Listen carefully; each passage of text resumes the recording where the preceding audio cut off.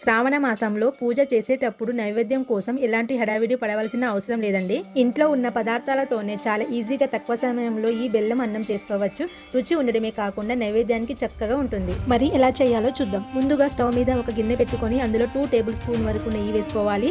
నెయ్యి వేడిన తర్వాత అందులో బాదం, కాజు, కిస్మిస్ వేసి గోల్డెన్ కలర్ వచ్చే వరకు ఫ్రై చేసుకోవాలండి.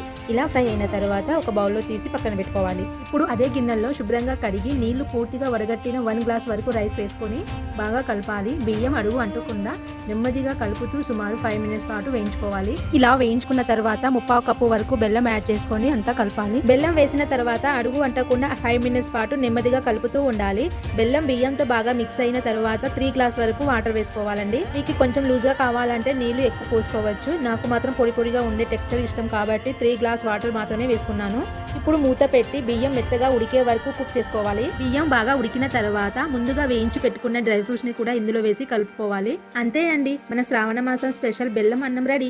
చాలా తక్కువ టైంలో సింపుల్ గా తయారయ్యే ఈ బెల్లం అన్నాన్ని నైవేద్యంగా కూడా పెట్టుకోవచ్చు.